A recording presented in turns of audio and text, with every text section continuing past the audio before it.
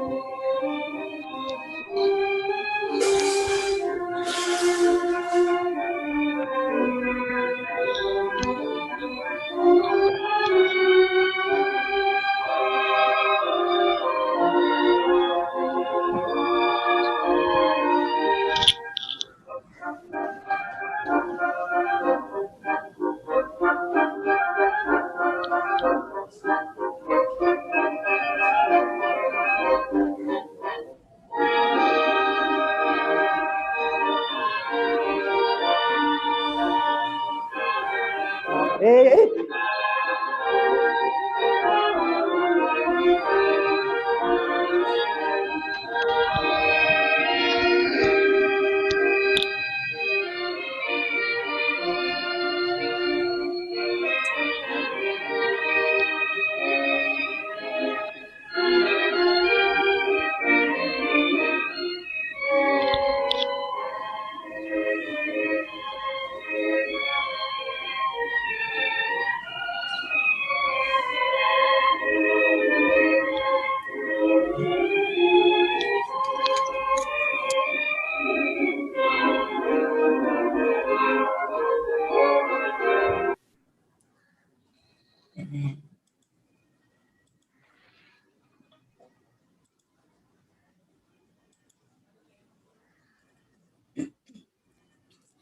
Good morning and a warm welcome to the erudite teaching fraternity and the research scholars of Presidency College, Madras Christian College, New College, and Queen Mary's College to the workshop on research and academic writing.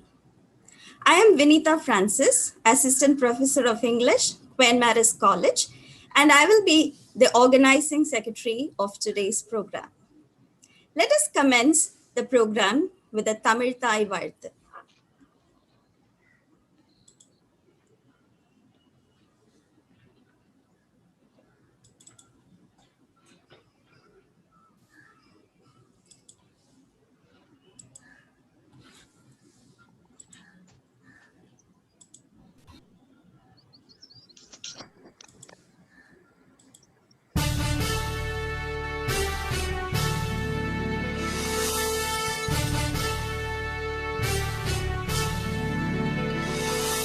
நீராறும் கடலுடுத்த நிலமடந்தை கெழிலொழுகும் சீராறும் மதனமென திகழ்வரத கண்டமிதில் எக்கணமும் அதில் சிறந்த திராவிடனல் திருநாடும் தக்க சிறு திரை நுதலும் தரித்தனரும் திலகமுமே திலக வாசனை போல் அனைத்துலகும் இன்பமுற எத்திசையும் புகழ் மணக்க இருந்த பெரும் தமிழனங்கே தமிழனங்கே உன் சீரிழமை திறம்பியந்து செயல் மறந்து வாழ்ந்ததுமே வாழ்த்ததுமே வாழ்த்ததுமே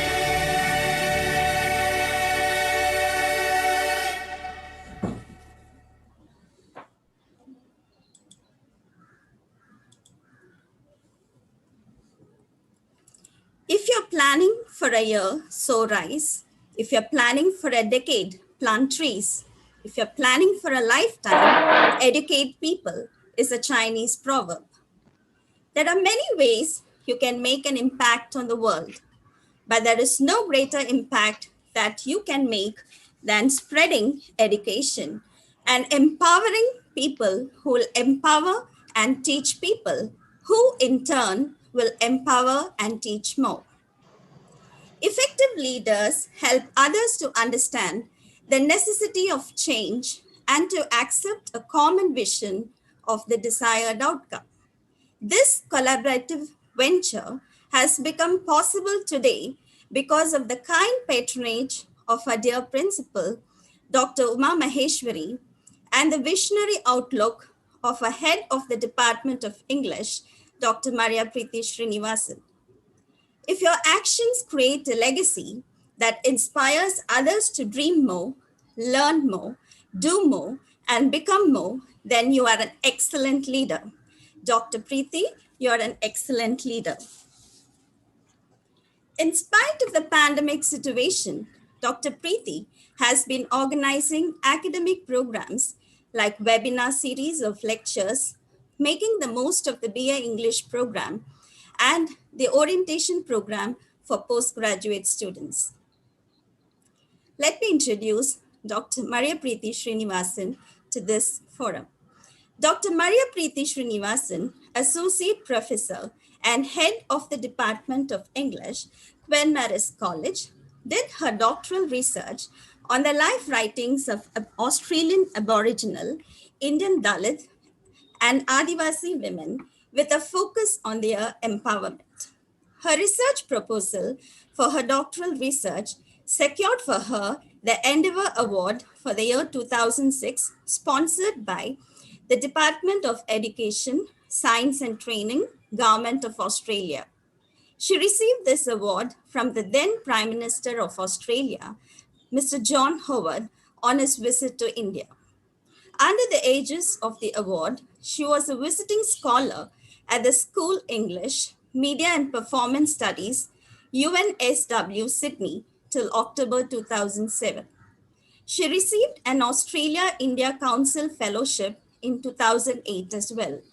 She has traveled widely in Australia and Europe in relation to her academic work and has publications in reputed international journals. Her most recent academic publication is a collection of papers under the title Multiculturalism and the Social Fabric in Australia, America, and India. She is also a creative writer. A few of her poems have been published in Of Indian Origin Writings from Australia, edited by Paul Sherrod and Nita Padmanabhan, Orient Black Swan, 2018. She is also visiting professor at the Austrian Research Center for Transcultural Studies, Vienna, and collaborating with this center on research project titled Ethnicity and Hegemony. Dr. Maria Preeti Srinivasan had her undergraduate education in Women's Christian College and postgraduate studies from Stella Maris College. She was selected through Teachers Recruitment Board, Government of Tamil Nadu, in 1998 and has been in the collegiate service since then. After serving in Vellore district for a few years, she has served for most of her career in Queen Madras College, Chennai. Apart from her interest in literature, Dr. Maria Preeti Srinivasan is a passionate educationist. She was in deputation to the Tamil Nadu State Council for Higher Education from 2015 to 2016, where she conducted many faculty development workshops.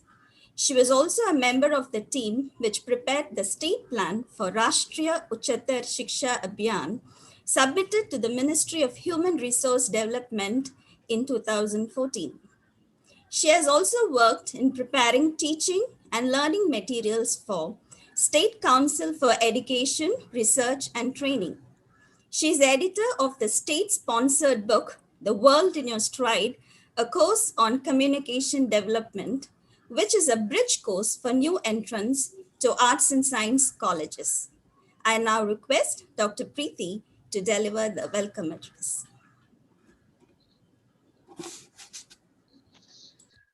Thank you, Dr. Vinita Francis, for that unedited version of my bio note.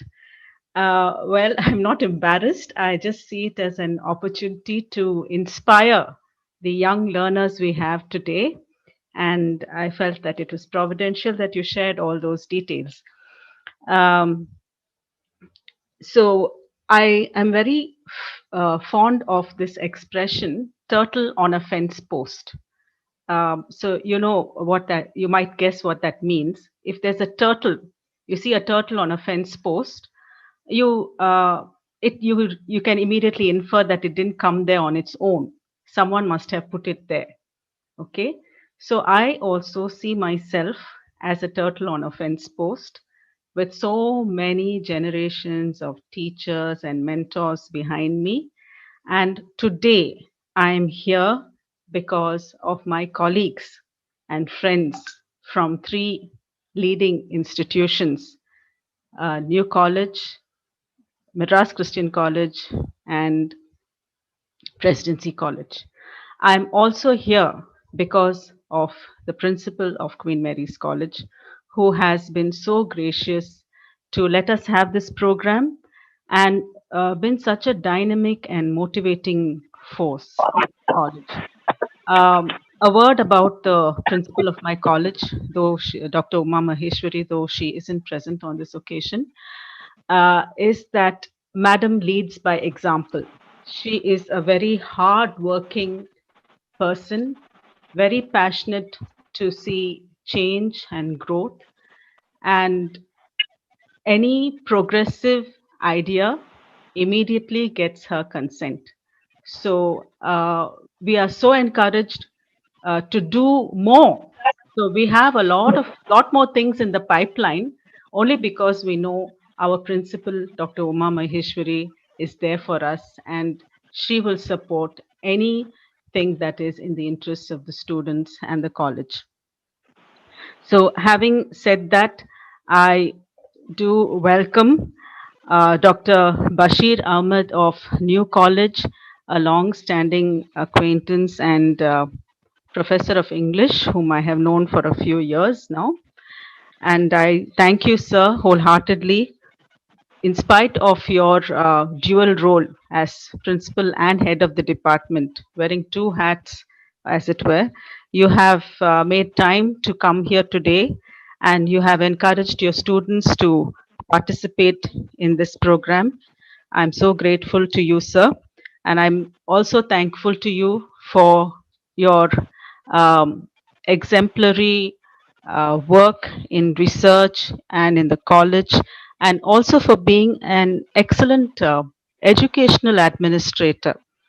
So this term, educational administrator it has become very much in use uh, ever since NAC and RUSA and all these things came.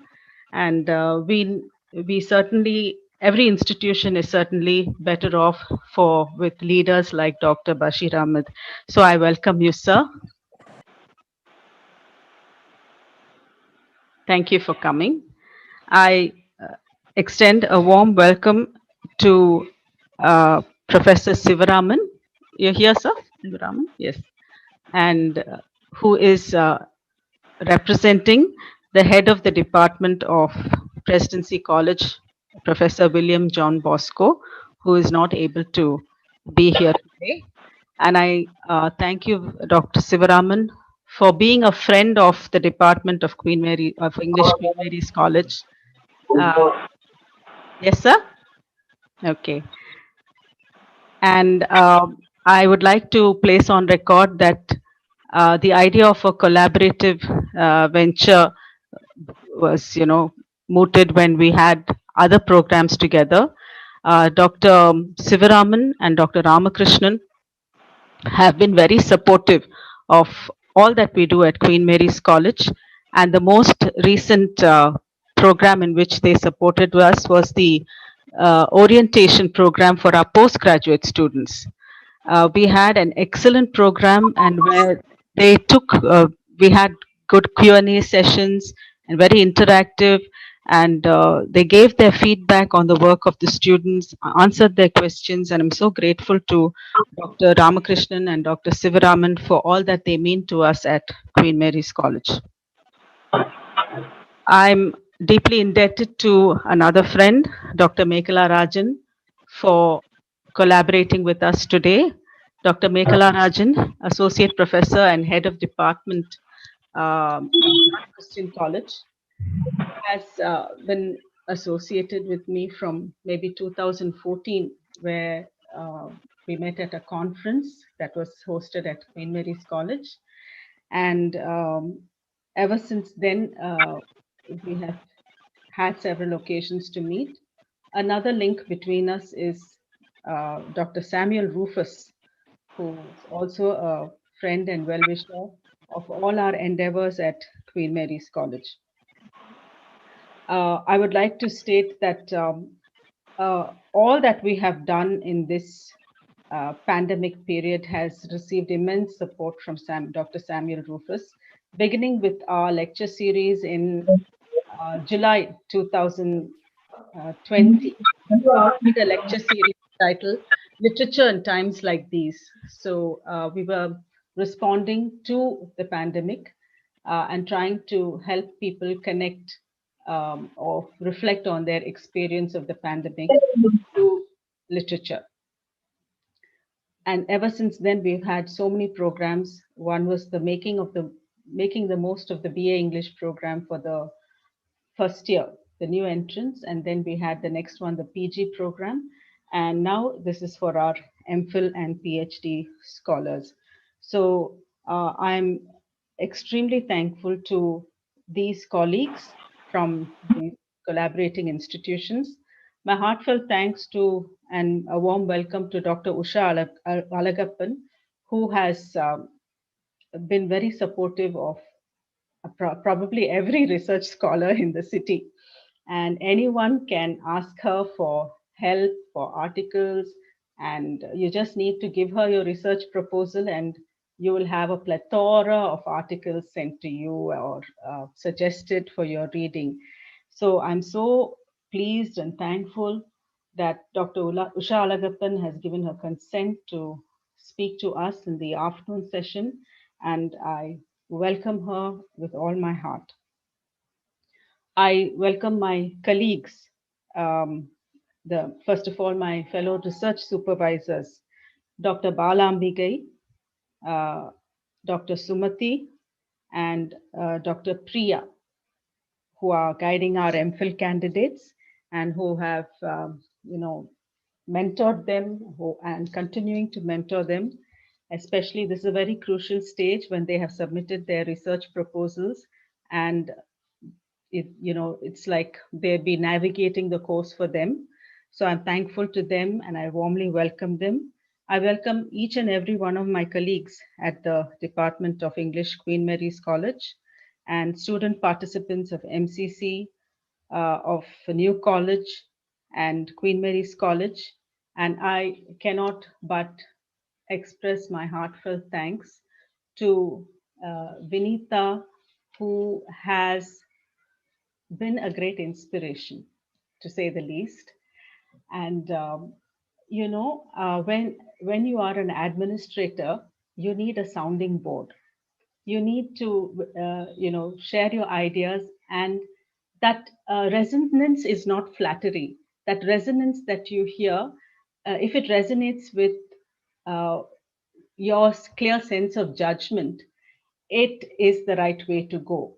So I would like to say that my association professionally and on a personal level with Vinita Francis has given me this sounding board. And I thank you, Vinita, with all my heart.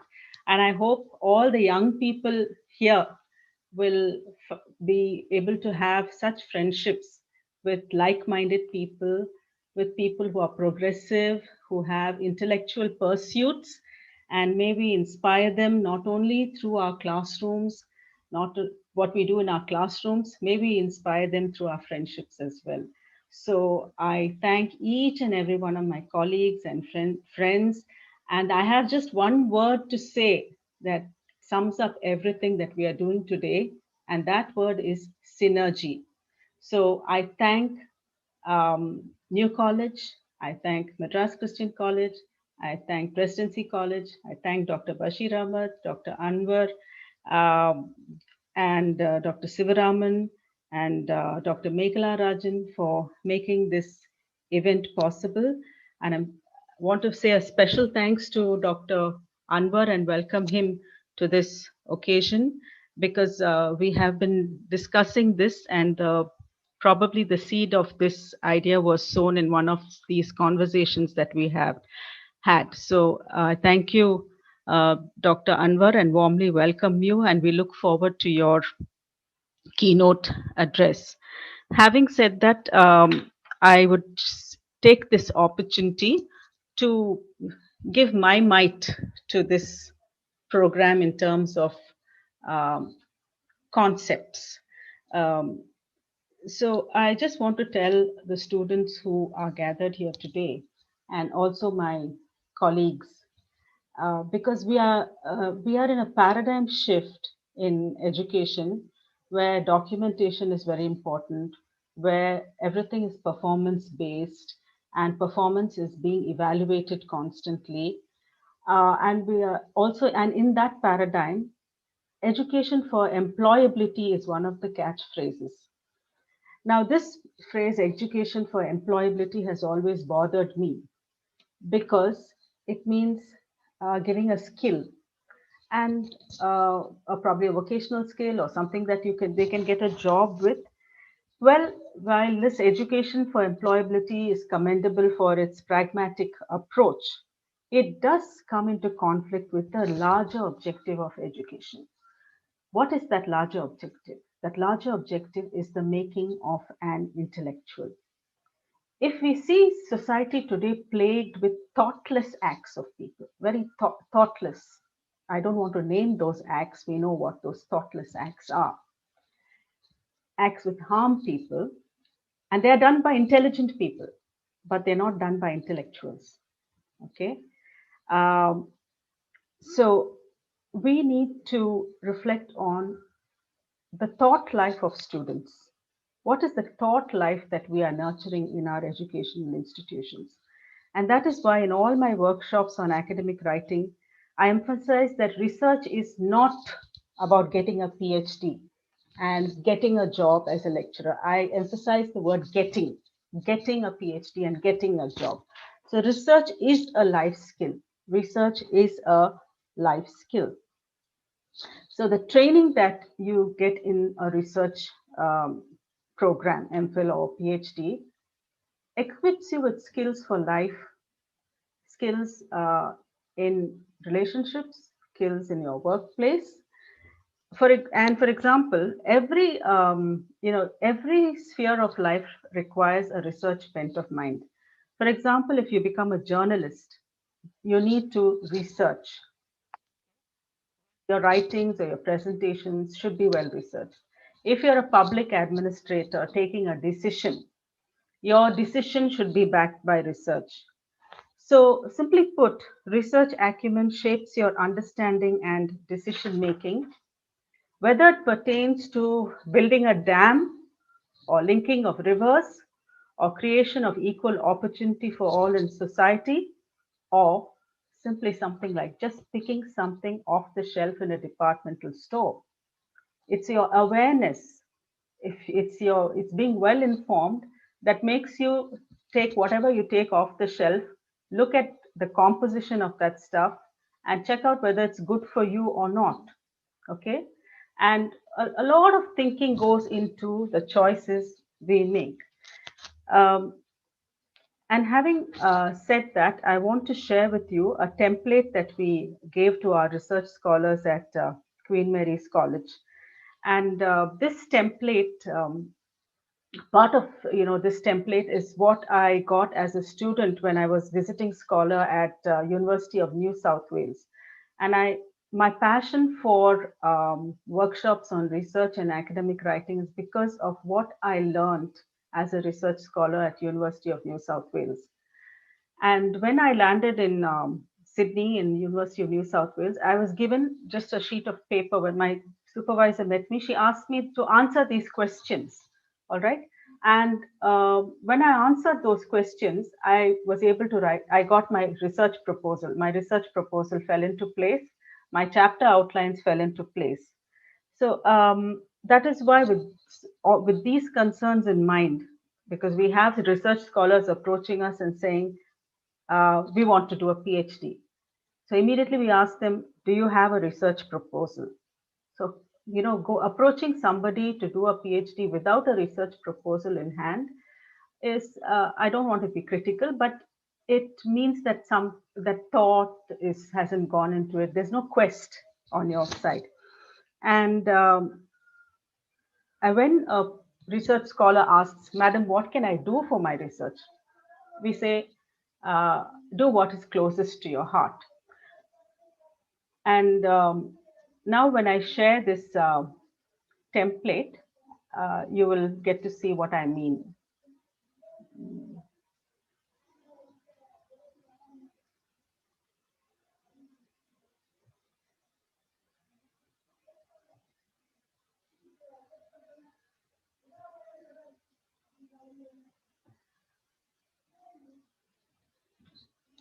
So friends, I'll just take a few more minutes of your time. So you should have a brief note on your subject area. Coming to writing a research proposal without, looking into having done some background work on that area. So actually, if you ask me, your research proposal first begins with a question that is close to your heart. The why of life. No, why is this? Why do these things happen? Or can we find a solution to this? Whether it be something in relation to the world of plants, animals, people, whatever. And when that question, or minorities, when that question, you have a nagging question, then you explore that area. So when you explore that area and get more background information, that itself is a pace setter for your research. And zeroing in on the title of your dissertation is very important, because people they wander. I would say they wander, they lose their way in a broad area. Okay. And for a long time, they are not sure about the research question, because the title of your dissertation comes from your research question, isn't it? So having explored the area of research and got background information, coming closer and closer to a very pithy, crisp title is a way to go forward. It is certainly a signpost for you. State the aims of your dissertation. And these are very soul-searching questions, or questions that will take you into the labyrinths of your mind, your life experiences, being able to connect what you have seen in life with what you read in books. Now, that is very important. Taking what is in books as gospel truth shows naivety. You have to connect what you see in life with what you read in books. Because in a book, there is definitely subjectivity, and you must also check whether that book is a product of research. It is all well researched. And so you have to establish the rationale of your thesis, arrive at your hypothesis. Okay. From your hypothesis, move to your thesis. So what is your research about? Okay. If you are saying that, I can share something about my research. My hypothesis was, if Aboriginal and Dalit women are writing their stories, they have gained a voice and they have been empowered. They must be educated. And that is how they are writing. And then that took me to Spivak's question, can the subaltern speak? So so this background reading, so the feeling that I have, my own observation that uh, people need to be empowered if they have to say their life stories, because there is so much silence in the voice in the from the from the oppressed people. There are stories untold. So if a story is told, then that person is empowered. Now this is the hypothesis. So the research investigation, which is guided by the reading that you do and by the interviews that you do or whatever, helps you to find out whether the subaltern can really speak. So that's a very profound question. Can the subaltern speak? Yes. So how are we going to explore that question? So that was the kind of question I was exploring. Can the subaltern speak was the question I was exploring.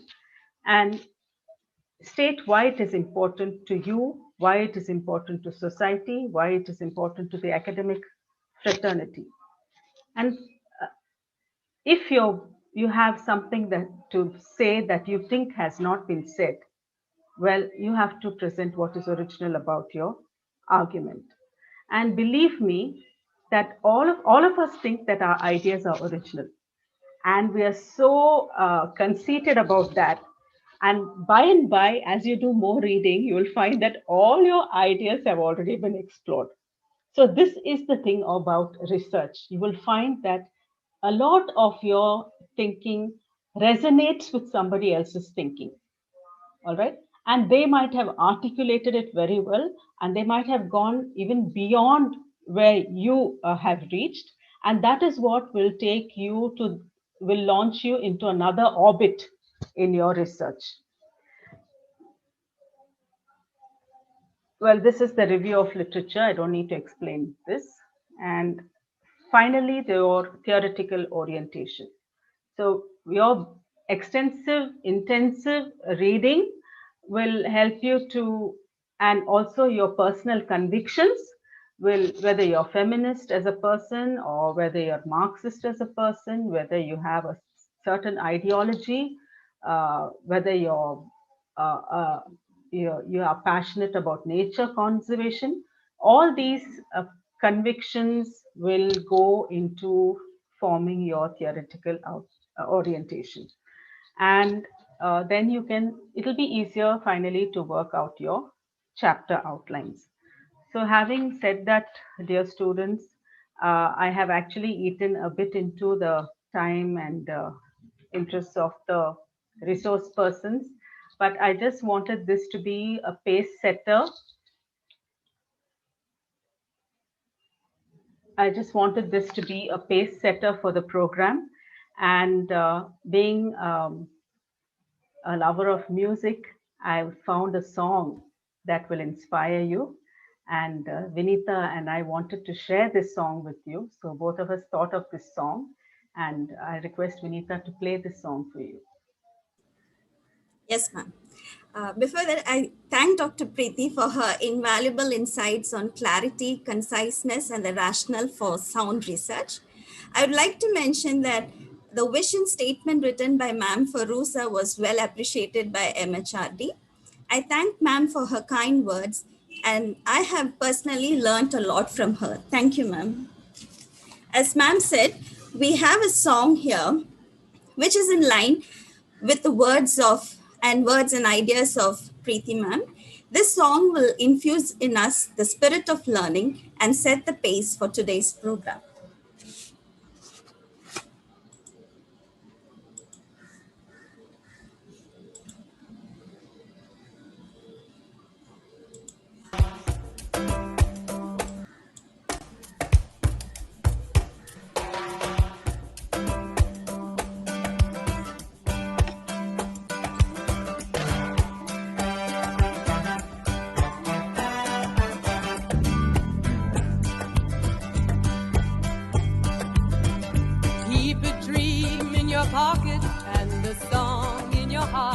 Keep the lamp of your learning burning bright. Keep your eye on your horizon and a smile on your face as you travel down the highway of your life. Don't listen to those voices that say it can't be done. They build walls where there was never one before. No, there's nothing that can stop you, nothing that can drag you down. If you keep looking for that ever open door. So if you follow your dream to the end of the road, taking care not to let it fade away. Not fade away. If you follow your dream and you follow it well, it will lead you to the promise of a bright shiny day. Well, imagine if Columbus had not dreamt the world was round, and Armstrong had not walked upon the moon. If John and Paul never wrote a song for yesterday, if all of them had given up too soon. Yes, they were always taking chances, looking for the answers that took the whole world to higher ground. So if you follow your dream to the end of the road, taking care not to let it fade away. Not fade away. If you follow your dream and you follow it well, it will lead you to the promise of a bright shiny day. Keep a dream in your pocket. Keep a dream in your heart. Keep your dream forever. Don't let it fade away. Keep a dream in your pocket. Keep a dream in your heart. Keep your dream forever. Don't let it fade away. Don't follow your dream to the end of the road, taking care not to let it fade away. Not fade away. Yes, if you follow your dream and you follow it well, it will lead you to the promise of a bright shiny day. Follow your dream to the end of the road, taking care not to let it fade. Don't let it fade away. Follow your dream and you follow it well, it will lead you to the promise of a bright shiny day.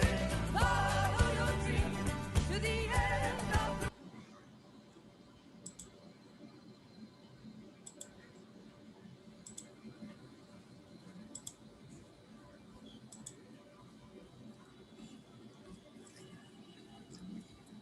I hope all enjoyed the song. Our principal, Dr. Uma Maheshwari, is a dynamic leader and the guiding force of our college. She's a tireless worker and never fails to impress us with her leadership skills and positive outlook. Madam is held up with an important official work and so will not be able to join us. She has sent her greetings and best wishes to all of us.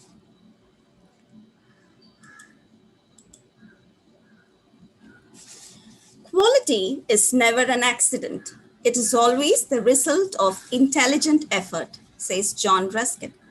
This workshop is a team effort by 4 illustrious colleges of Chennai. Let me introduce Dr. S. Bashir Ahmed, the principal and head of the Department of English, New College. Sir has been teaching English language and literature for the past 3 decades. He joined the new college in 1992. He did his UG, PG, and MPhil in Madurai Kamaraj University and completed his doctorate in English in Annamalai University. Apart from teaching, he has also worked as vice principal, academic, deputy warden, and as placement officer. Dr. Bashir served as a member of the Academic Council and Senate of the University of Madras, representing the new college. He has also been serving as a university nominee in governing bodies, academic councils, and board of studies of various institutions. He has been a member of numerous inspection teams appointed by the Vice Chancellor of the University of Madras for affiliation of English-related programs in various institutions. He has presented papers in national and international seminars and has served as a resource person in many academic events. He has also published papers in national and international journals. I request Dr. S. Bashir Ahmed, Principal and Head of the Department of English, New College, to deliver the address to the gathering. Thank you, Madam. Good morning to honorable present here. Honorable Principal of Queen Madras College, Dr. Uma Maheshwari, respected Head of the Department of English, and other dignitaries from Presidency College, MCC College, and Queen Madras College, resource persons of the workshop, other representatives from the participating colleges, faculty members, research scholars, and dear students. To begin with, I would express my deep sense of gratitude to the organizers, particularly Dr. Maria Preeti, Head Department of English, Queen Mary's College, for arranging this collaborative workshop and inviting me to this inaugural session.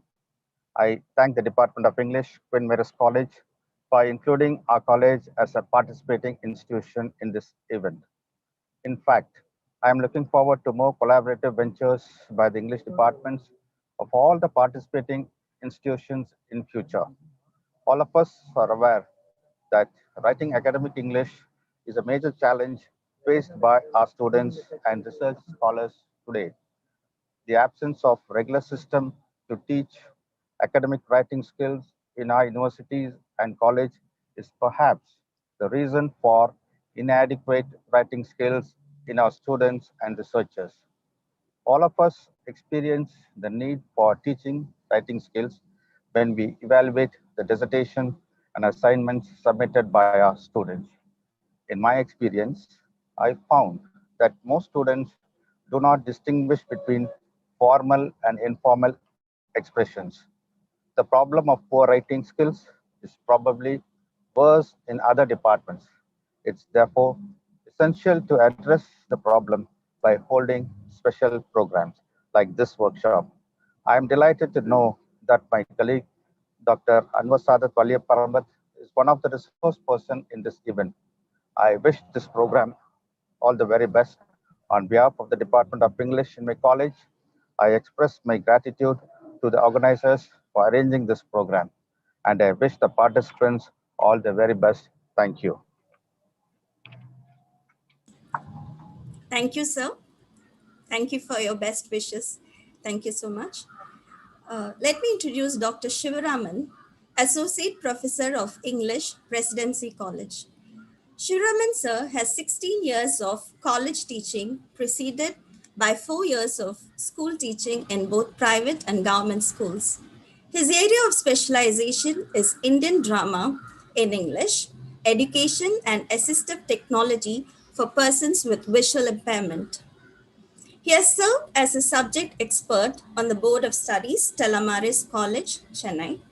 He was appointed by the SART as textbook author for the preparation of communicative English for higher secondary classes. He has guided 8 MPhil students and 1 PhD student and is currently guiding 6 PhD research scholars. He has received the NAB Award from the Honorable Governor of Tamil Nadu for the service to the education of the visually challenged community. He has served as a panelist for TCS services to recruit persons with visual impairment for the post of soft skill trainer. He is serving as the coordinator of the Arunodaya Presidency College Resource Center for the differently able and converted more than 30,000 books into accessible e as well as audio formats. I now request Dr. Shivaraman, Associate Professor of English, Presidency College, to address the gathering.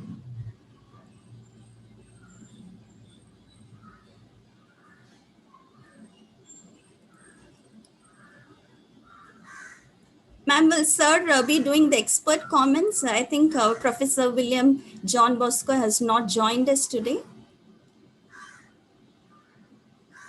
Sivaraman sir was here 9:30 to 10. Maybe we can move to Mekla ma'am. I'll Yes, contact. yes.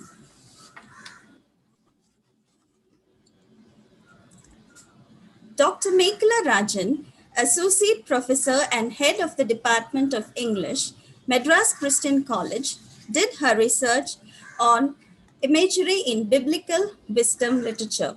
She began her career in Lady Doak College, Madurai, in the year 1987. She later worked in various colleges in Chennai before joining Madras Christian College. Her area of interest is poetry and fiction. She teaches fiction, post colonial literature, and women's studies.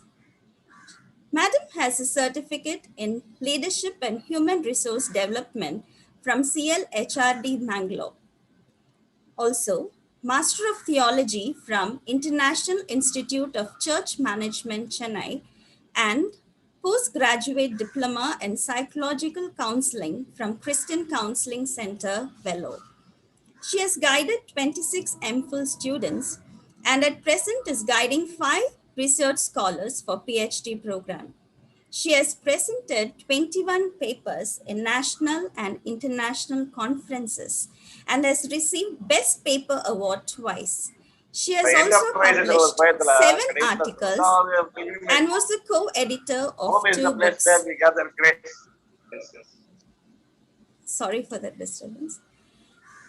She has held various positions as Secretary of the Staff Wives and Women's Staff Association, Associate Coordinator of Christian Studies, Organizing Secretary for the Conference on Peace, Coordinator of the Center for Women's Studies and Editor of the College Magazine. She is also member of Doctoral Committee at Bharat University, Chennai. She is also a member of Board of Studies at Loyola College, Chennai, and is a member of Academic Council at Women's Christian College, Chennai. I request Dr. Mekhala Rajan to deliver her address. Thank you so much, ma'am, for your very kind words. Thank you for the song. And thank you so much, Preeti, ma'am, for being a source of inspiration. As a department, we are actually delighted and pleased to be a part of this academic venture. I'm very grateful and thankful to the principal of Queen Mary's College and the very vibrant head of the department, Dr. Maria Preeti, and the entire team for organizing this workshop on research and academic writing. I'm also happy to have our friends from New College and also Presidency College. Well, as far as our college is concerned, I should say that this is actually a blessing in disguise. And we are so very lucky because we are revamping our syllabus and we are introducing one paper which is academic writing. So this is going to be really productive for us and for our students. Now, when we talk about literature, we say literature is life itself. But as ma'am had also shared, academic writing also enhances life skills because in literature, when we talk about poems or essays or novels, we are able to link that with something that is really ornamental. It can decorate lives, and we also tend to please the reader. But all this does not happen with academic writing. It is more genuine and it is purposeful. And life has to be useful, according to Tolstoy. And I'm so happy that the department is really helping us to make lives useful because we happen to learn something that is really structured, that is crisp, that is focused, that is organized. And these are the skills that we really have to learn in our lives. So let me congratulate the department for inviting us and for helping us learn the skills which will enhance the quality of the life we lead. Thank you so much. Thank you, Mekhala ma'am. Thank you so much. We could feel her enthusiasm too. Thank you so much. Ma'am, shall we move over to the keynote address? Yes, Vinita. Yes. Yes. moving over to the keynote address on academic writing, Dr. Anwar Sadat has been teaching English language and literature in a government-aided position at the New College, Chennai since January 2000. He holds MA, MPhil and PhD in English from the University of Calicut. His areas of academic interest include new literatures in English, cultural studies, literary theory, post-colonial studies, and academic writing. His doctoral research was on minority discourse with a focus on ethnic subcultures in Indian literature and English, under the supervision of late Dr. R. Vishwanathan, former professor and head of English at the University of Calicut. Dr. Anwar has successfully guided 5 PhD scholars and 39 MPhil candidates. He is currently supervising 6 PhD candidates. He has, to his credit, over 20 academic publications, and he has presented papers in several seminars and conferences. He has published 3 books. His book on academic writing is currently prescribed for UG students in the University of Calicut for General English. He has delivered more than 50 special lectures, including keynote and valedictory addresses in seminars in various institutions in India. He has served as a resource person in 15 academic workshops. I think this is the right person for today's program. I request Dr. Anwar Sadat, a brilliant academician, to deliver the keynote address on academic writing. Thank you, ma'am. Thank you very much. Honorable Principal of Queen Mary's College, Dr. Uma Maheshwari, ma'am. Vibrant Head of the Department of English, Queen Mary's College, Dr. Maria Predi, the person behind this program. Heads of departments from various participating institutions, Presidency College, I think the HOD is not able to join.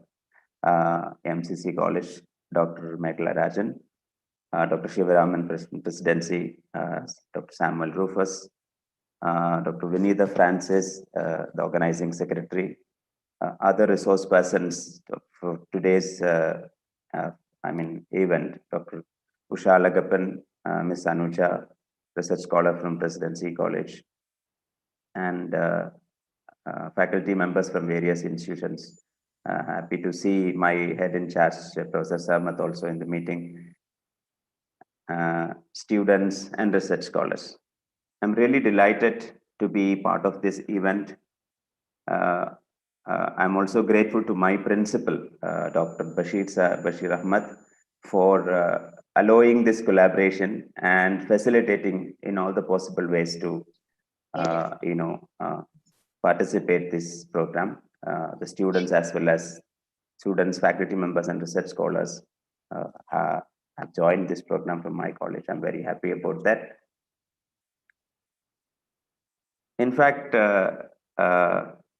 my presentation today is not very deeply into the research uses of academic writing, because I thought that since this is the first lecture in this program, it should be a beginner. And I had kept in mind the students who are, students and research scholars who are attending this program. And probably the faculty members here may not find my lecture very useful, because I may be talking very elementary kind of things. In fact, whenever we think of academic writing, the first thing that comes to our mind is, research and writing a proposal, as Maria Pridi ma'am has just spoken about that. Because research as a whole, requires so much of academic writing.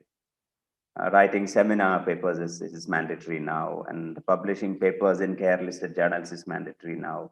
And writing a synopsis is required. And of course, the most important thing is writing a dissertation or thesis. All these are, carried out using academic writing skills. In fact, tertiary level education or college level education depends so much on writing. Okay, not only researchers, the entire community of people who are there in the college, they all require writing skills. One can go to the extent of arguing that it is difficult, of course, not impossible, to succeed in college uh, without writing skills. All of us know that two broad aims of higher education in India. Okay, I think it is the same in many other places. One is acquiring disciplinary knowledge and developing employability skills. Ma'am also was mentioning about employability skills. Now, these two broad aims of higher education also depend so much on writing. On the one hand, college students' acquisition of disciplinary knowledge is tested, through their writing activities or writing work, written work. And on the other, formal writing skills are considered as a very important employability skills. Therefore, it is essential for every entrant into the portals of higher education today to revisit the art of formal writing. Perhaps we have to stop everyone coming into the college for a while, for a writing test. If found lacking in writing skills, they need to be trained before they do more serious things inside the academy. That exactly is what is done in many foreign universities. In most universities abroad, I'm deliberately avoiding the term Western universities to be politically correct. A center called Writing Center takes the responsibility of orienting every new student towards formal writing skills or academic writing skills and related skills like research methodology, using a style sheet like MLA, APA in Chicago, following academic integrity and ethics, avoiding plagiarism, and so on. All these things are trained by what we call a writing center. The center also teaches students what is often called study skills in the West and other places. In fact, study skills mainly involve ways to succeed in college. And it goes without saying that the art of formal writing is one of the main study skills that all college students require. But in our university system, although everyone knows all assessment, everyone knows that all assessments are based on written work, whether it is assignment, seminar presentation, term paper, case study, end semester examination, research papers, dissertation, project work, and so on. The main medium of expressing acquisition of knowledge is writing. And writing skills are still not, although this is the reality, writing skills are still not emphasized enough. Okay, I'm very happy to know that MCC is introducing a special course on academic writing. Instead of setting higher and higher benchmarks for written work as a student grows in the college, we have witnessed dilution of evaluation system. Although we know that writing is essential, instead of strengthening it over the years, what we witness is, there is dilution in the way in which evaluation is being done. Okay, all of us are, party to this particular activity, in my opinion. We lower the expectations and help the students cross the bridge of higher education effortlessly. Perhaps we are afraid of, disturbing the relentless flow of, which can also be read as a flow, FLAW, of higher education. So writing skills and academic writing skills in general and academic writing skills in particular are the most important things to be taught in the college. Now let me try to open a PPT here. Okay, it's I think I am not permitted to share a screen. Okay, ma'am. I made you co-host. Okay. I'll It's a very simple PPT on very elementary things, which. Yes, sir. Now you can share. Okay, right, ma'am. Right.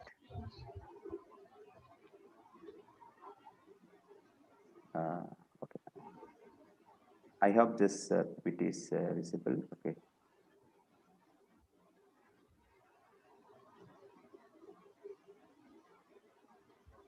Okay. These things I have just spoken. Okay, right. So I hope all of you can see the screen. Okay. Let me begin with, because many students are present in this meeting, let me begin with some of the very rudimentary things about academic writing.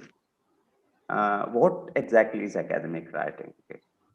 All writing tasks assigned to students for the purpose of study and evaluation, particularly at the college level, is what we today refer to as academic writing.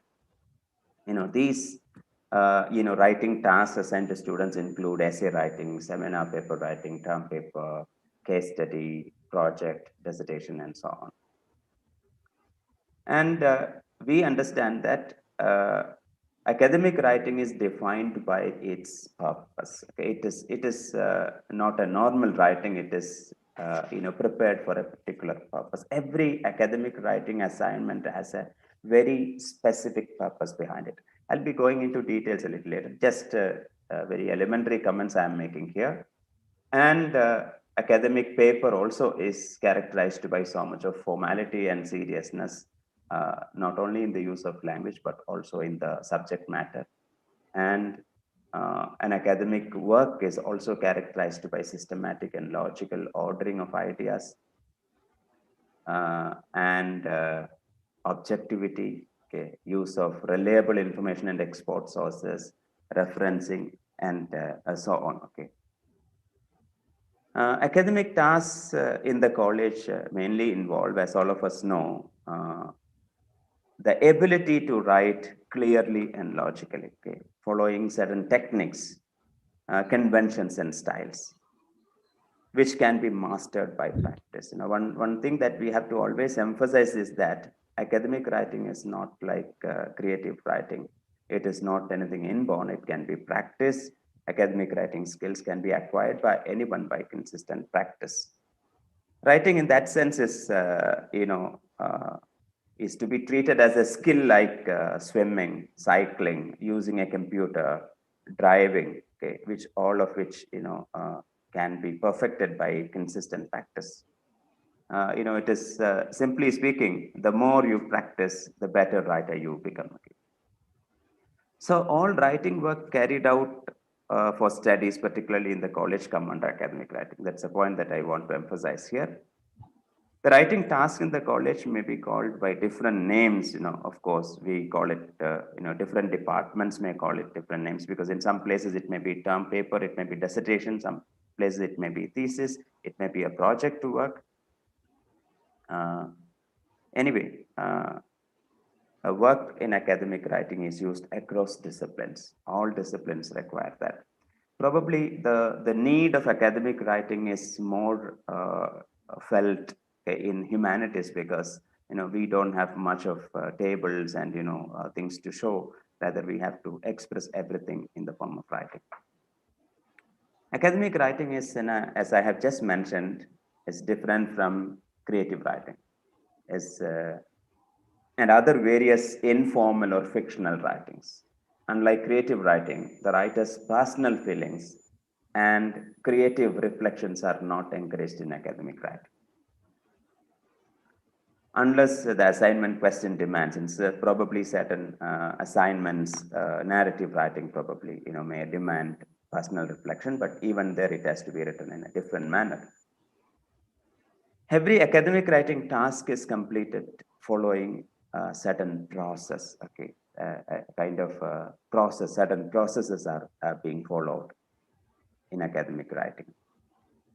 For example, identifying the audience, okay. One step that we follow in academic writing is identifying the audience. Every academic work is written for an audience, specific audience. For example, when a student is writing an assignment or a critical evaluation of a poem or a novel, the student keeps in mind his professor or his instructor who will be reading it. Okay, and when the student knows that the paper is going to be read by the teacher, the teacher is the audience. Okay, so we need to keep in mind that what is presented to the teacher should be formal and serious. Likewise, establishing a purpose, generating ideas, ordering ideas in a particular manner, writing the first draft, revising, improving, correcting, and so on.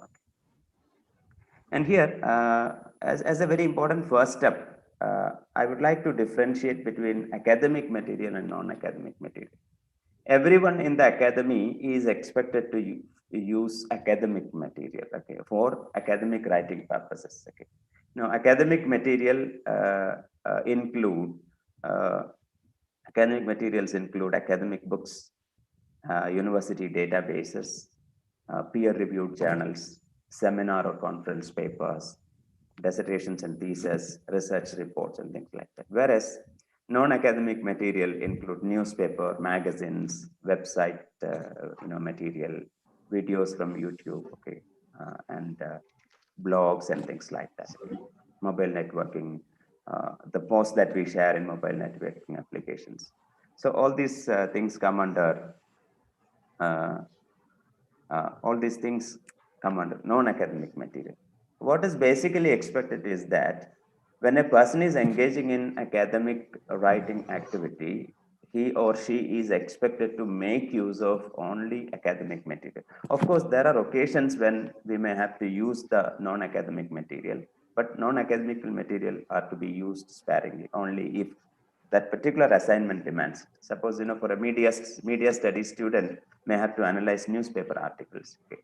And of course, certain cases, a book, you are writing an article on a book and you know pretty well that no secondary source is available on the book, excepting a few reviews that appeared in magazines.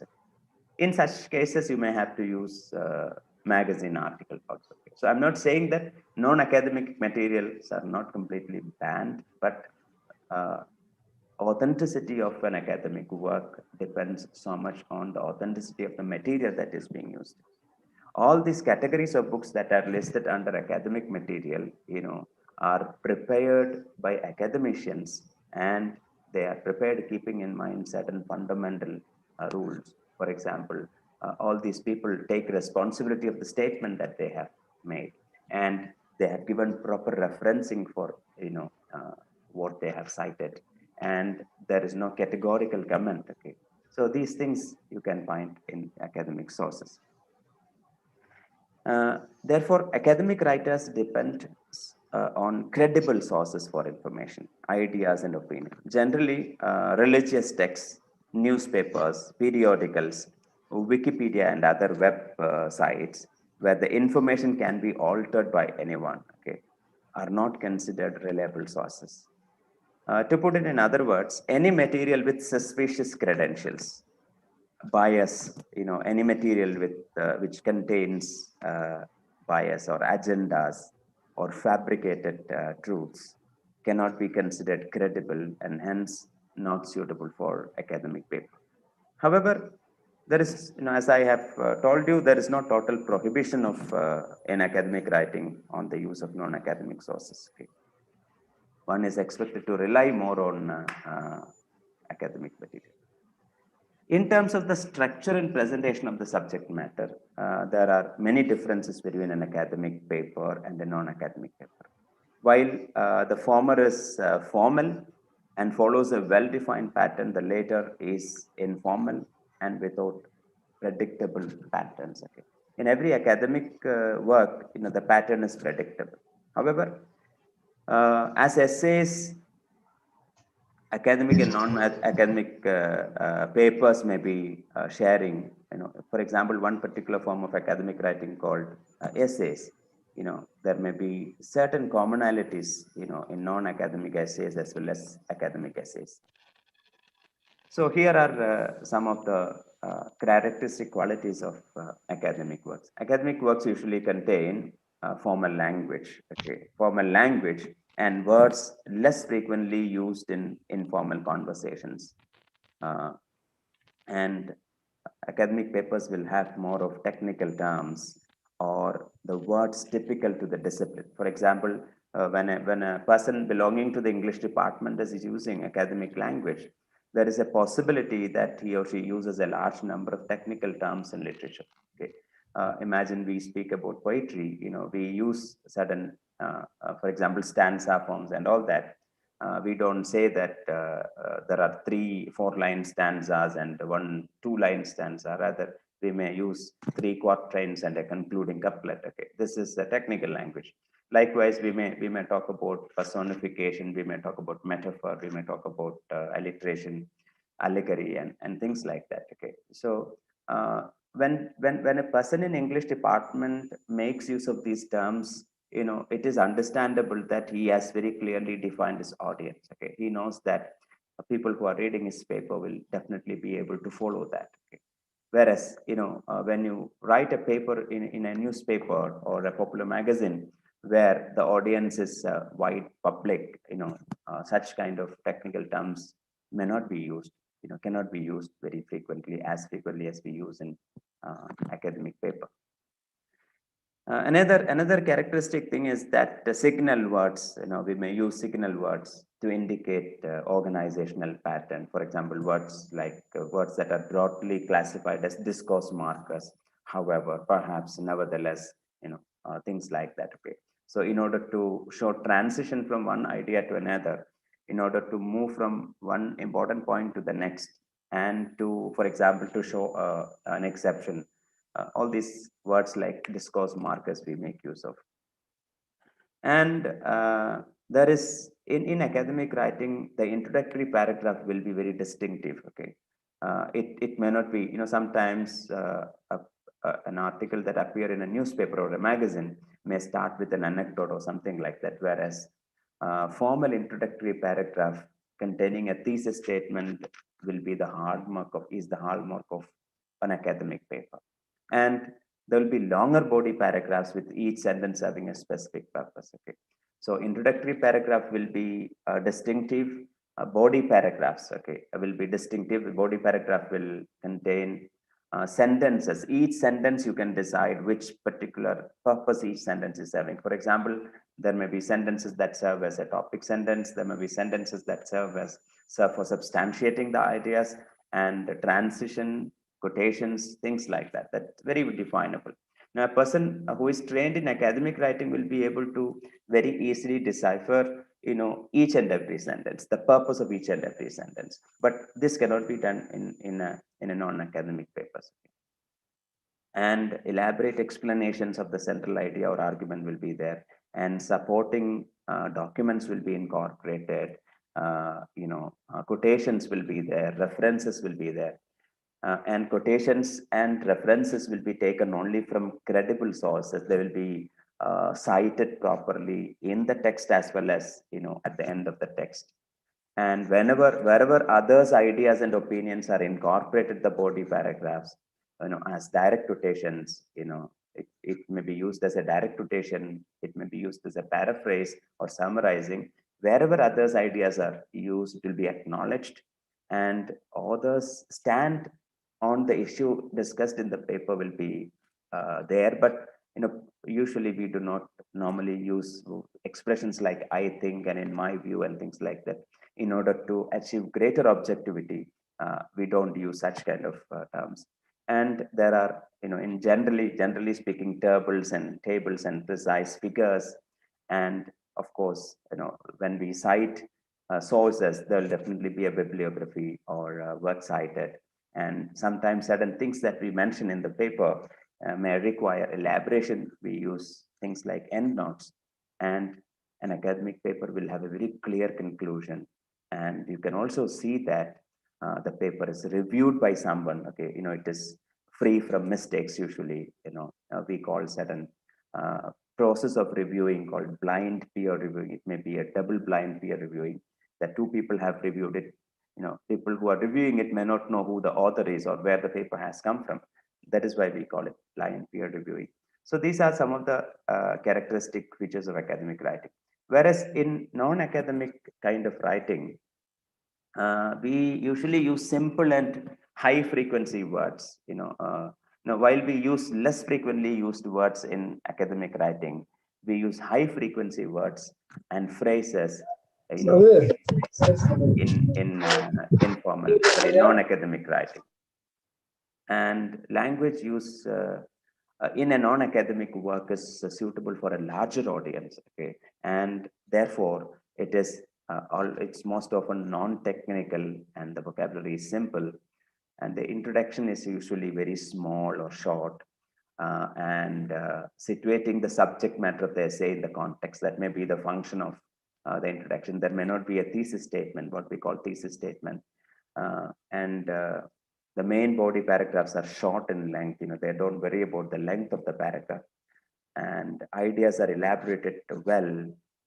And ideas that are elaborated in the paper, in the writing, may not be supported by expert sources. Okay, even if there are quotations and quotations, it may be taken from academic as well as non-academic sources. They may not give any referencing. But of course, this is not a general rule. There may be certain papers, which may be following certain of the academic writing principles. Okay, this non-academic writing may also contain personal stories, impressions, and there is usually no referencing, direct quotations without citing sources, expressions of opinion directly using I may be found in such papers. And usually it is not a general rule, no tables and figures. Sometimes if figures are used, the figures may be approximate, not exact, and colloquial expressions are permissible. There won't be any bibliography at the end of the article, or there won't be any end note in many cases. So these are the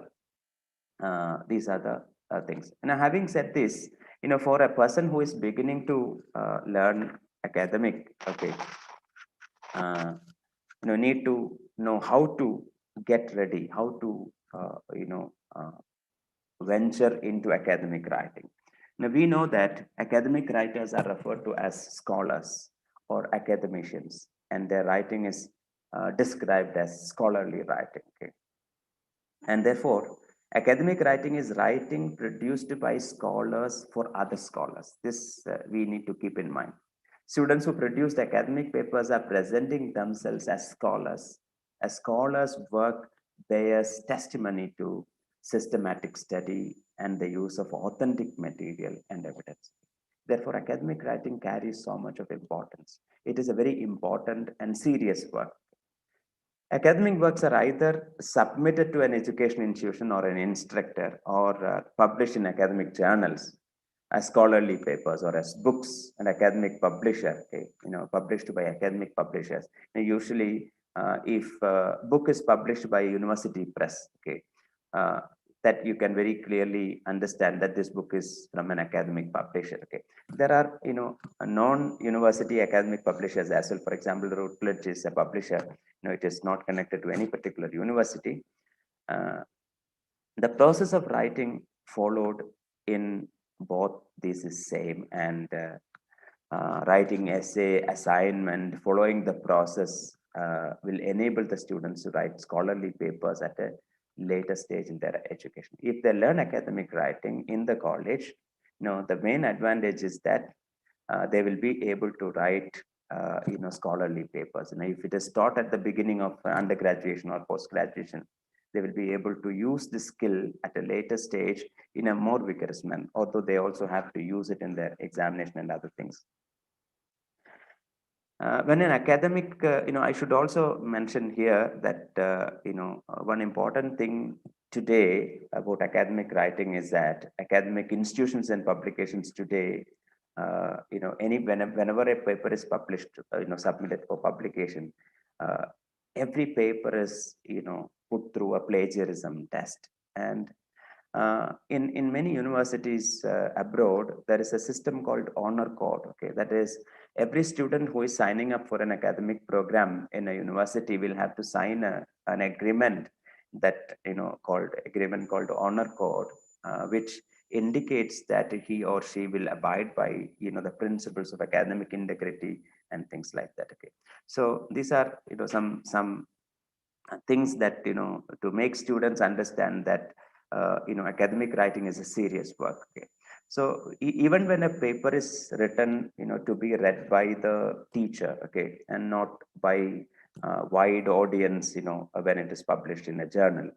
Even when it is written to be read by a teacher, a student is expected to follow all the principles of academic writing. That exactly is what I wanted to convey here. Okay. Anyway, having found out the difference between academic and non-academic writing, we need to understand what are the basic steps to be taken by a student, to start writing academically. We know that academic writing is a higher order of writing skills. It is a formal writing skills. Okay, it is not very normal writing skill. Okay, it's a serious way of writing. Therefore, only if a person is good in basic writing skills, he or she will be able to start writing academically. Okay.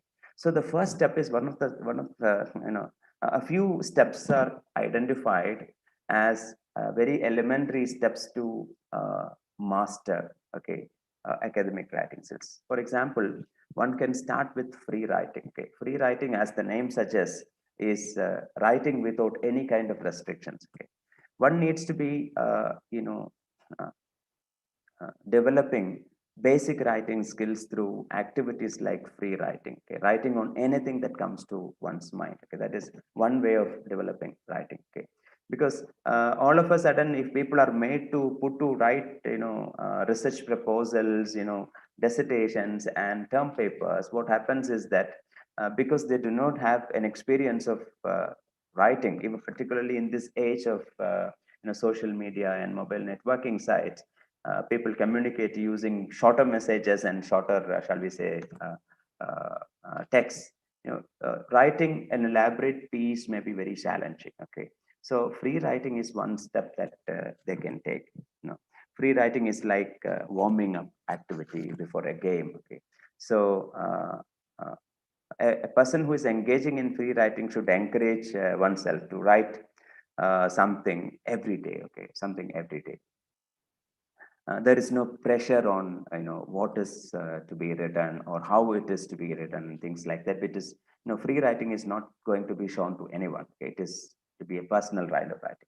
Likewise, another popular way of training for academic writing is keeping a personal journal or a researcher's. In case of researcher's journal. Okay, it is a kind of a reflective journal where a person jots down things that happen every day. For example, a researcher, I insist on my scholars to keep a researcher's journal that, they have to record what's happening to them, okay, on a regular basis. But I always insist on, writing not in the form of bullet points. Okay, actually, we need to discourage all our students from using, bullet points. Okay, bullet points, will not get them into academic writing. They need to write things in paragraphs. Okay, so if a teacher is keeping a reflective writing journal about experiences in each class that the teacher gets, or if a student is keeping a personal journal about what's happening, if a researcher is keeping track of what is happening to their work, all this can be, training for academic writing. And for our literature background students, another very interesting way to practice writing is to write about what they read. Okay, even if it is a small poem or a short story, after reading it, they can write about that. And another prerequisite, very important prerequisite for writing academically, is starting to think critically. Okay? Critical thinking is thinking clearly and logically. As all of us know, that the world exposed to us, okay, is very wide and happening, and and we may come across so many things which we want to give opinion, okay, or perspectives. Critical thinking will enable us to think clearly and logically without any bias. Critical thinking will also enable a person to watch one's own thinking. And another way of doing it is logical reflecting on whatever we are exposed to in a very logical manner. And uh, developing researching skills also is a very important prerequisite for learning academic writing. By researching skills, I mean ability to search for sources for any purpose. For example, if a person is planning to, go for a trip, go for a tour or something like that, there needs to be some kind of gathering of ideas. Okay, even that can be considered research. The basic definition of research, probably is searching for sources. Okay, whenever you want to think of any new idea, you can think of sources. Today, in this age of internet and Google, searching for sources is not very challenging. Okay, of course, there are other meanings also to research, like joining the ongoing conversation. Okay, joining the ongoing conversation means every research work researcher is starting somewhere in the middle. They keep in mind that someone has already worked on the topic that they want to work on. Okay, so it is essential for researchers to understand what is already done by the previous researchers. Okay, now all these skills will developing these skills also will be contributing towards developing academic writing. And another very important thing is, which I have mentioned earlier, learning the language of the discipline. Every discipline, every subject has got its own language. Okay, language, by language I mean the technical terms that we use in the subject. For instance, for students of English literature, every English literature student is expected to know the glossary of literary terms. Okay, most of the terms in the glossary of literary terms. Today, the most challenging thing for students of literature today is probably the large number of technical terms that have come into the field, contributed by literary theory.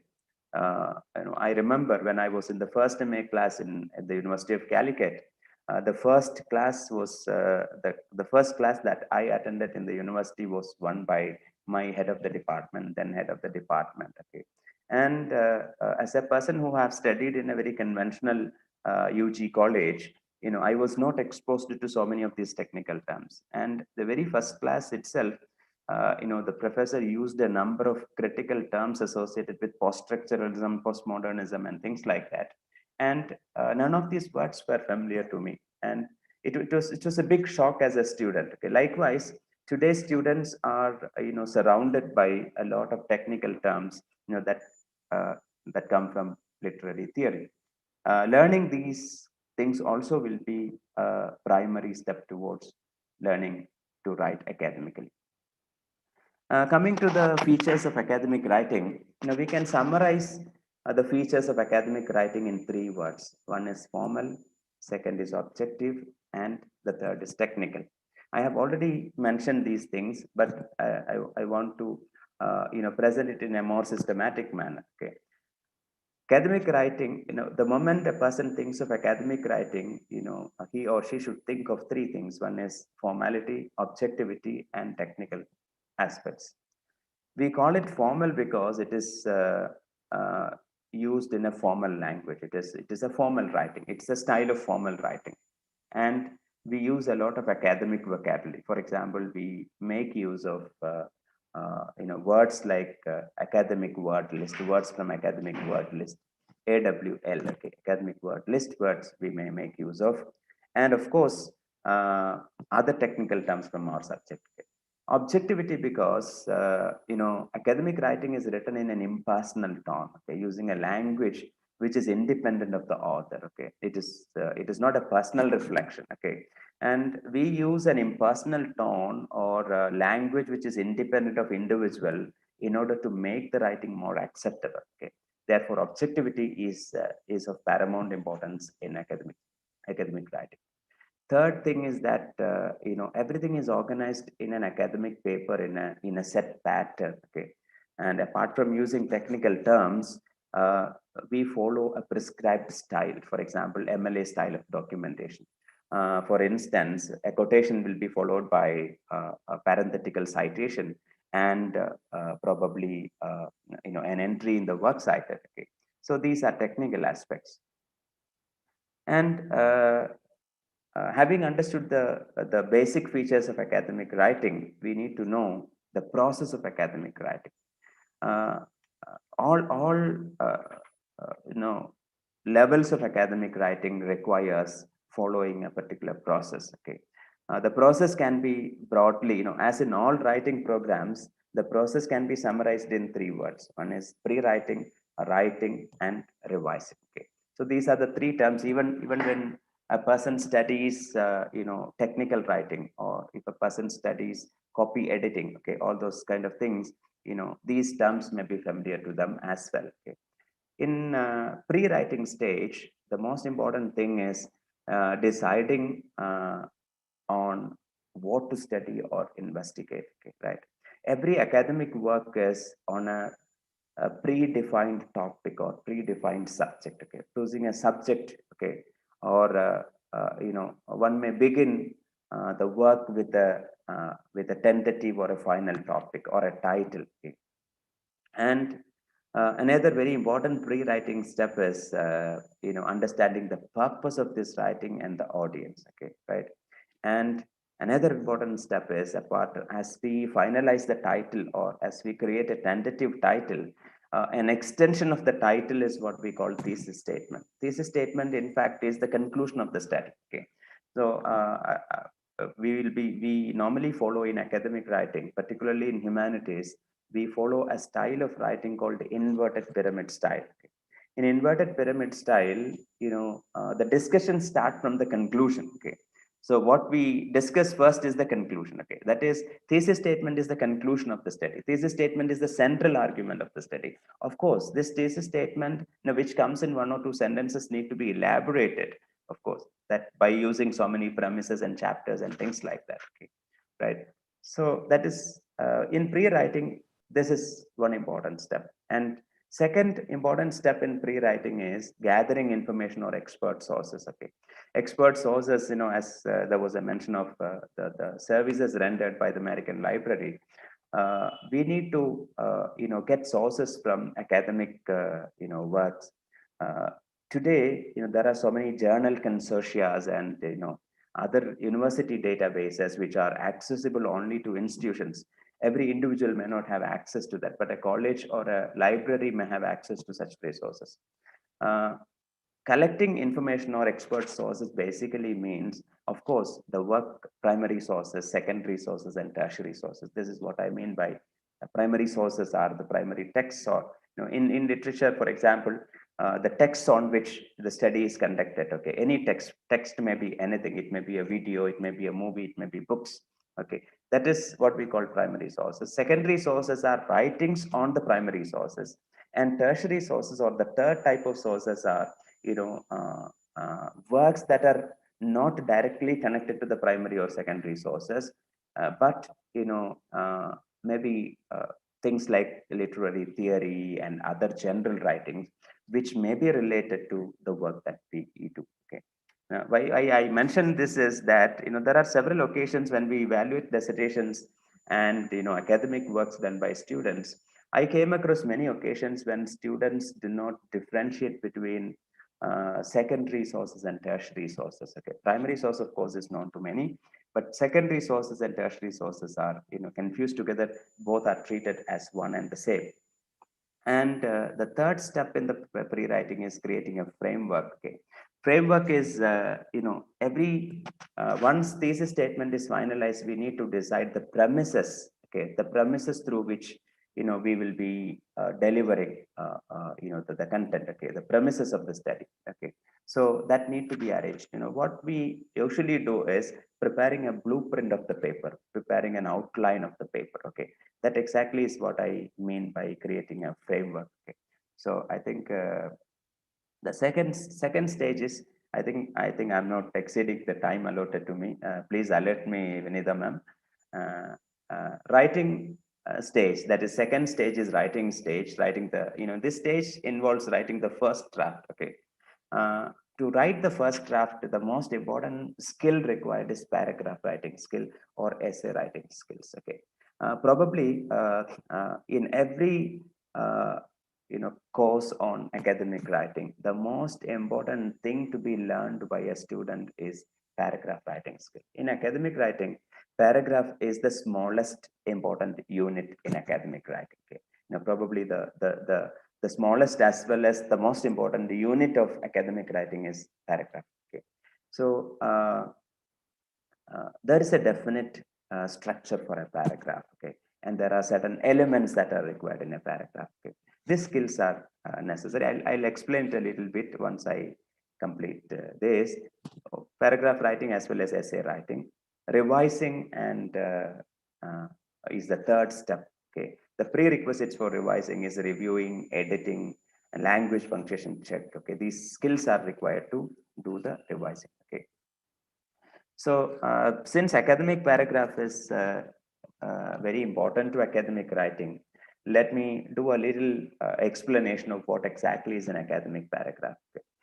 People usually ask me how many sentences need to be there in an academic paragraph. Okay. Although there is no precise numbers, I can very clearly say that if we include all the necessary elements in an academic paragraph will be of not less than 5 sentence length. Okay. No, it is very challenging for a person to write an academic paragraph with less than 5 sentences. Okay, so therefore, academic paragraphs need to be elaborate. Okay, academic paragraphs, as we use in academic writing, whether it is a paper for publication or a seminar paper or a dissertation, we use as in all essay writing, 3 types of paragraphs. Okay, one is introductory paragraph, and second is body paragraph and concluding paragraph. This is known to everyone. Okay, of course, we follow inverted pyramid style, and introductory paragraph carries so much of importance because it is where we give the background note and a note on the research gap. Okay, because every research work begins from a realization that there is a research problem or a research gap. Okay, and addressing this research problem or a research gap is what exactly is the purpose of writing something. Okay, so therefore introductory paragraph is where we need to bring in that. Okay, a mention of that. Of course, an elaborate understanding of research gap is done in literature review. This is only a brief note on that. Sometimes the first sentence may be indicating a research gap, right? And thesis statement, of course, I have already told you the main argument of the study also is necessary there. And body paragraph, probably is the most important paragraph in an academic writing, because body paragraphs come in large numbers. There will be numerous body paragraphs in any academic writing. Introductory paragraph is only one paragraph, whereas body paragraph may be many in number. And concluding paragraph, the third type of paragraph, is only one paragraph. Okay. In body paragraph, every paragraph is meant for conveying one idea or one premise. Okay, one premise that leads to the conclusion. Okay, the conclusion is what I mentioned as thesis statement. So when we consider the thesis statement or the central argument of the study as the conclusion of the study, in order to reach to the conclusion, we require premises. Okay, premises are the small points or arguments, sub arguments.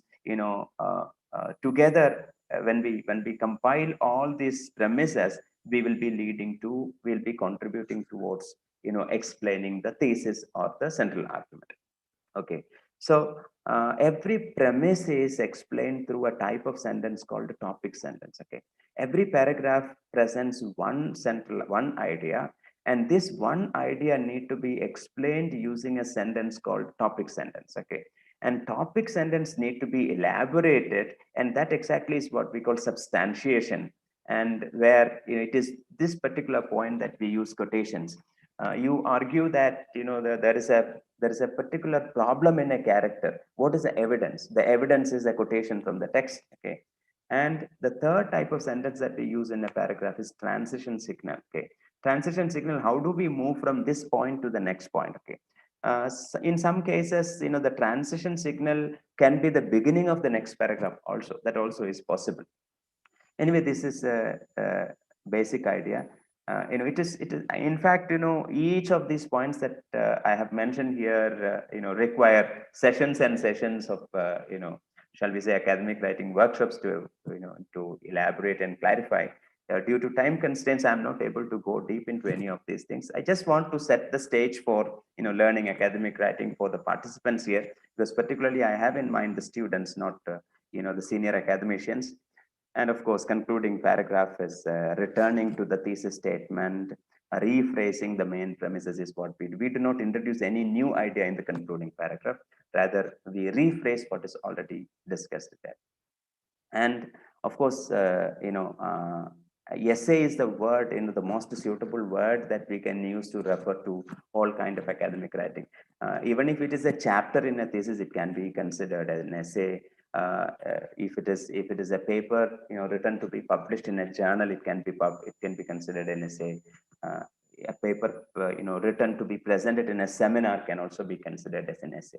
So essay is a compilation of paragraphs. We have understood what is an academic paragraph, and an essay is consisting of academic paragraphs. One introductory paragraph, one concluding paragraph, and any number of, shall we say, body paragraphs, depending on the premises that you have to present in your paper. Okay, and essay writing requires a kind of, some kind of proper planning.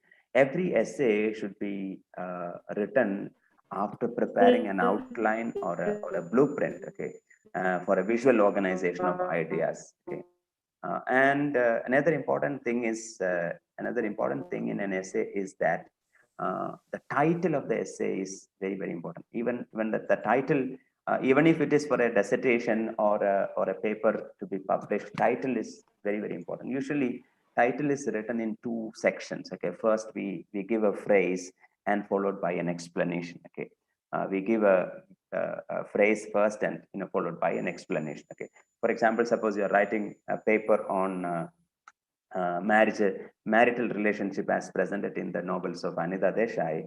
The phrase that you may be using probably is that the knots of discontent or something like that. Okay, KNOTS, knots of discontent or something like that, and an explanation. Okay, a spousal relationship in the novels of Anita Desai. Okay. So the first part of the title, or the knots of discontent, KNOTS, indicates that that summarizes, this small phrase summarizes the main argument that you are going to make in the paper. Okay, and the second part is an elaboration of the phrase. Okay, right? A spousal relationship in the novels of Anita Desai. Just a very typical writer I have chosen, because Anita Desai is known to everyone. And the central argument is, or the thesis which I have already told you, is very, very important. And premises are to be decided well in advance, and the premises are to be ordered according to the order of their importance. And referencing, two types of referencing need to be done in every academic work. One is parenthetical citation and works cited. Okay, that is, parenthetical citation means whenever others words come into your work. Okay, whenever what others said, if you divide your academic writing work into two categories, what you can call it what you said and what others said. Okay, wherever you talk about what others said, it needs to be documented. It has to be acknowledged. Whether you paraphrase it or use a direct quotation, it needs to be acknowledged. Okay, and for this, acknowledging is done in two places. One is within the text, that is what we call parenthetical citation, or the citation which is done in text, or in text citation. Okay, and for example, you have quoted from Homike Baba, from one book by Homike Baba. You are using this chapter. Immediately after the quotation or the paraphrase from Baba's ideas, you need to give in bracket Baba 110. 110 is the page number, and in the work cited there must be an entry, starting with Baba. Okay, so Baba, comma Homike. Okay, right. So this is end notes are used. Sometimes certain things are not elaborated in the text itself. Okay, such places you can put a number. Okay, you can put what that we normally give a numbers. Okay, numbering. Okay, and this number, for this number given to each of the word which needs explanation, or the phrase which needs explanation, can be given an expansion at the end of the paper, end notes. Today, in modern referencing styles, we don't use footnotes. We normally use only end notes, because such things I don't want to explain here. Okay, just to give you a glimpse of the structure of an academic essay. First is the introduction. What is the function of introduction is mentioned here. Body paragraphs, okay, supporting ideas, okay. Body paragraphs are the supporting ideas, and conclusion is rephrasing, returning to the main idea. Okay, this is, briefly speaking, this is the structure of and I need to leave some time for asking questions also, so that's why I'm rushing through these things.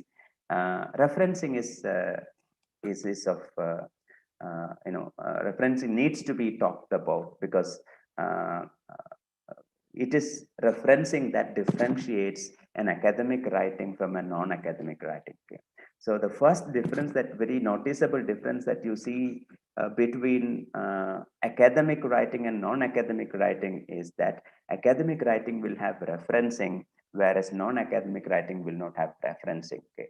Non-academic writing also makes use of quotations and ideas from others, but there is no system of acknowledging them in such. For example, the center page article that you find in a newspaper, may contain quotations from various people, but there won't be any kind of referencing there, most cases. Okay, there are a few occasions when referencing also is given, but in a very minimum manner. Okay, so the purpose of referencing is to acknowledge the source. Okay, an academician needs to do academic writing in a responsible manner. Okay, an academician is a member of an academic community, and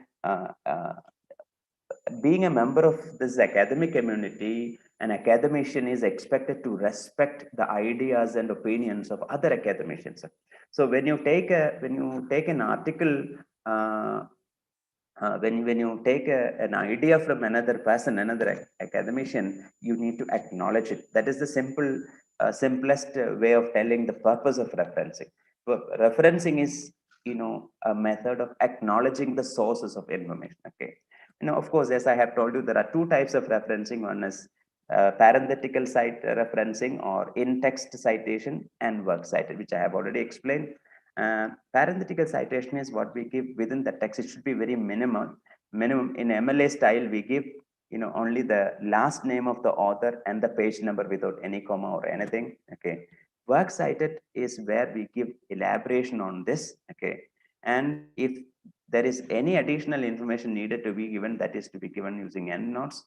And every paper is written using some style sheet or the other. Okay, in normal cases, in humanities departments, people usually follow MLA style. In social sciences, people follow APA style, and sometimes Chicago style of, style. By style sheet, I mean, referencing style. It is MLA, Modern Language Association, APA, or Chicago. Seven styles are there.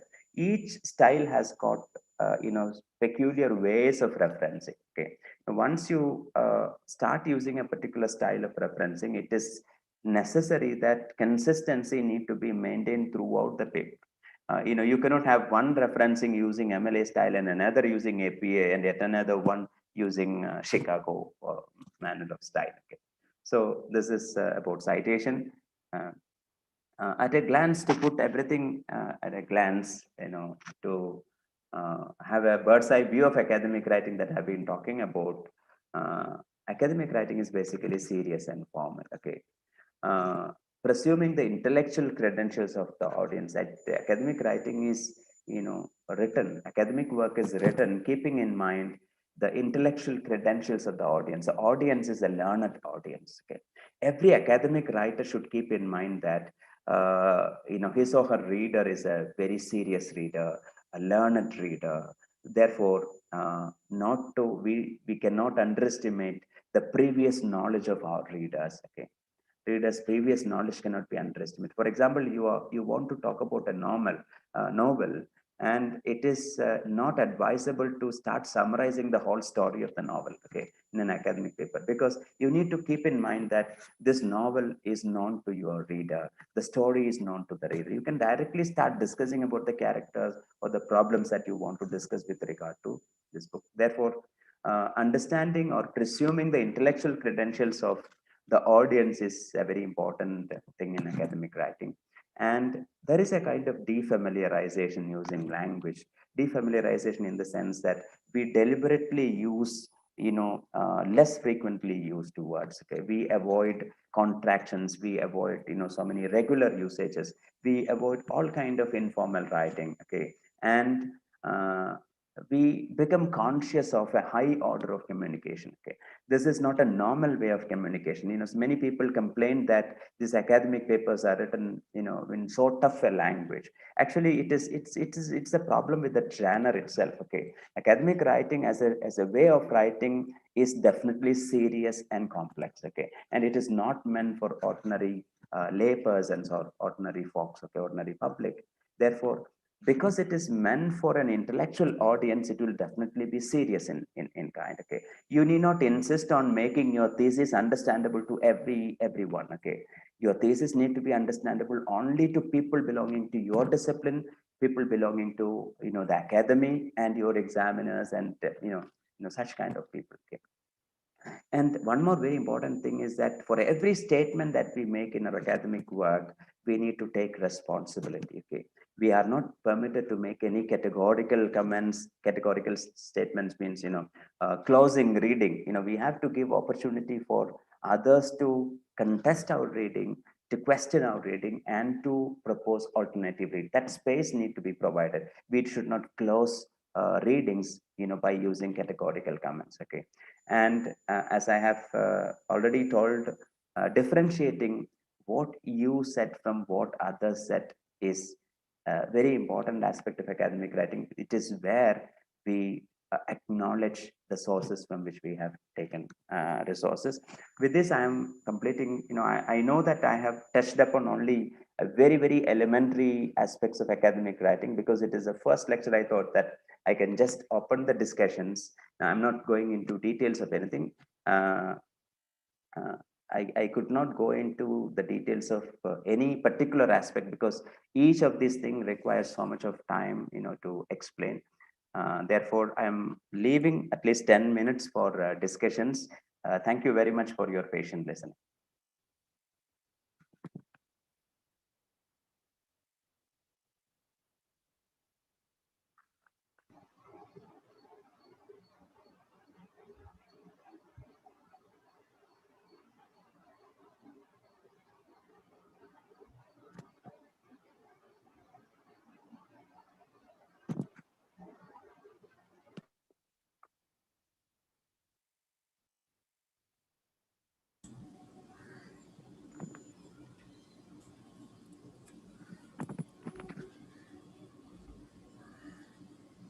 The session is open for questions. Students who would like to ask questions can ask the resource person.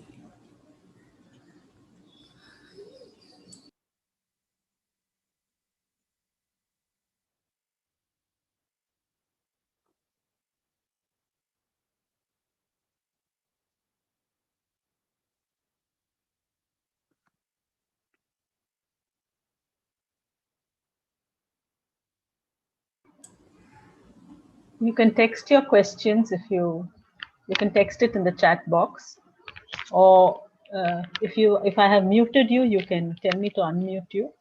I'll do that. You can unmute all.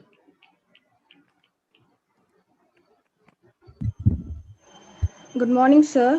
Yes, I good have a morning. question. Yeah, please. To use first person in academic writing, can I use I? Uh, Actually, there is no ban on using I. Okay, actually, what is insisted on is objectivity. Okay, right.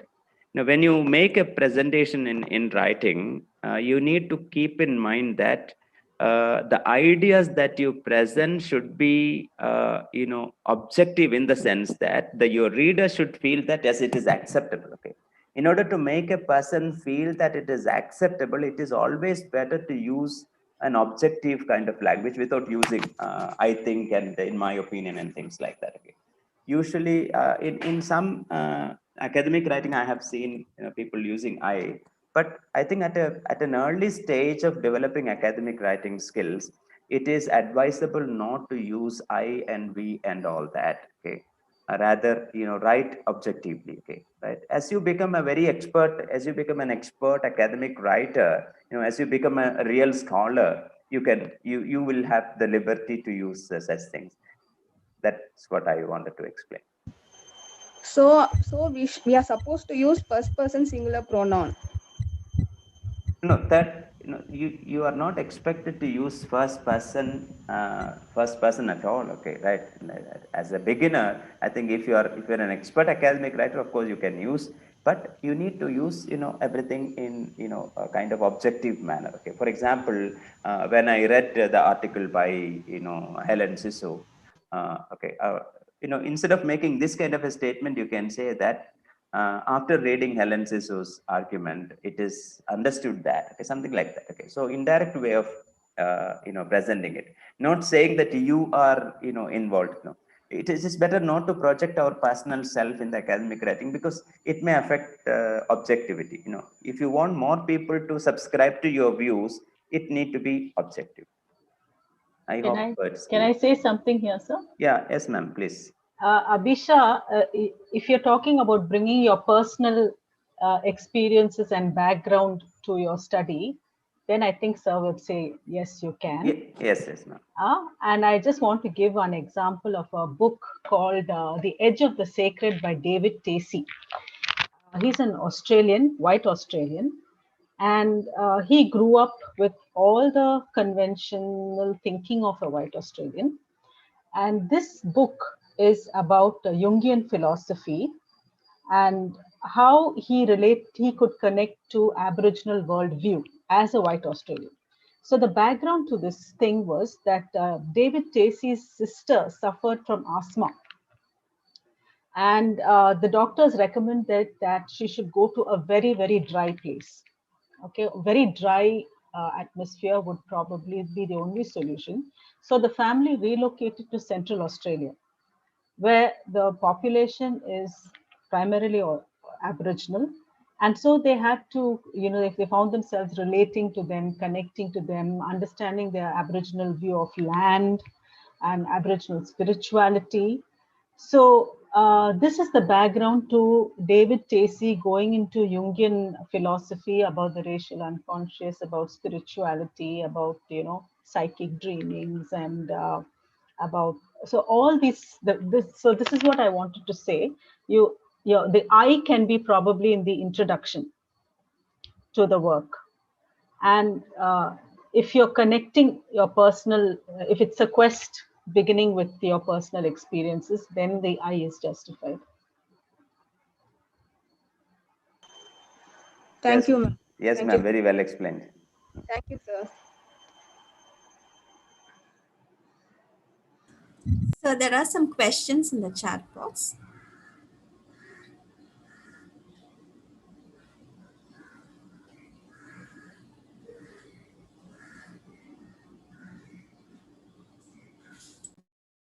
Can I read it for you, sir? Good noon, sir. It was a wonderful session. My question is, shall we include our research article in our PhD thesis as a chapter after publishing it in a journal? Could I include, she means to say, could I include my research article in my PhD thesis as a chapter after it has been published in a journal? Okay. Actually, there are two ways of including your article in a thesis. Okay. In some universities, it is conventional to give the published work as a kind of annexure. Okay. You can annex it. Okay. But works which are published, as a research work cannot be incorporated as such as a chapter. I think it may be a problem. It may amount to self-plagiarism. But there are cases. I have seen dissertations in subjects like physics, where the study is divided into 4 segments, and the 4 segments are separately studied and published as 4 research papers in International Journal of Physics, and that is being presented in the thesis. Okay, as such completely, because the whole chapter is the paper which is being published. Such kind of uses are there, but in our subject, I think in literature, it is not normal. I do not know whether there is any rule pertaining to it that I have to know, but it is not normally allowed to incorporate the paper as such in the chapter. Chapter is something different, okay? And research paper is something different. Usually, a chapter runs to about 60 pages, and a PhD chapter runs to about 60 pages, whereas a research paper will not come to that length, okay? So if at all you are incorporating, you will have so many other things also, okay, right? So if you include the what you have written in the research paper as such, it amounts to self-plagiarism. I think it's not allowed according to our university regulations. When you go for a plagiarism checking, it will show that this work is already available. Okay, therefore it will not pass the plagiarism test. There's another interesting question for you, sir. How do I control my creativity in relation to academic writing? How much should it be our creativity, and how much should our creativity influence our thesis or dissertation? Yeah, that's a very wonderful question, because as I told in the beginning, creative writing and academic writing are two different fields. Okay, creative writing,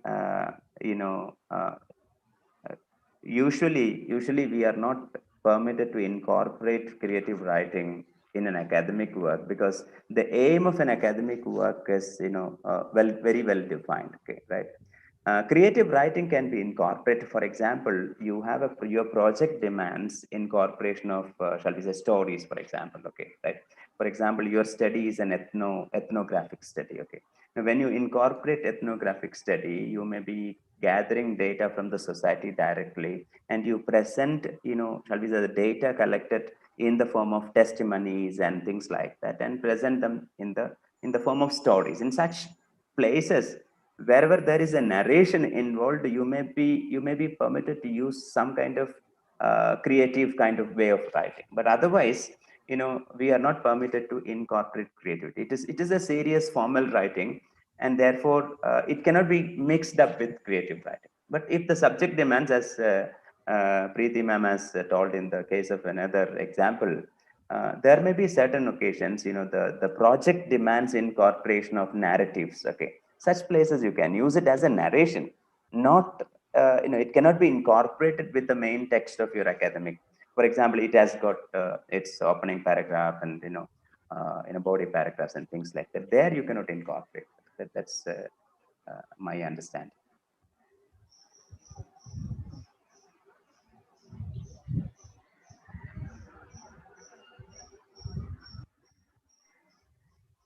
I hope the candidate got clarity on these issues. Yeah, that question was from Mohammad Mubin. Okay, right. Yeah. I think he's my student. Okay, right. He's an MPhil scholar in my department. Okay. Anyone else? I got a comment on my WhatsApp. Okay, ma'am. I'll just read that. Dr. Anwar's presentation is overwhelming. The pace, the tone, the depth of content, and the simplicity of language is awesome. Added, he's able to come down to the level of the student and connect with them. So I'm very happy to share this with you. Thank you, ma'am. Thank you.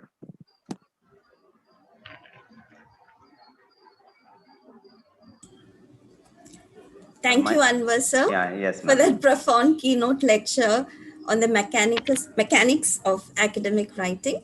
Our research scholars would have definitely understood the importance of practice, consistency, authenticity of materials, correct collection, language of the discipline, and researching skills involved in academic writing. Thank you, sir. Thank you so much. Thank you, ma'am. Thank you so much.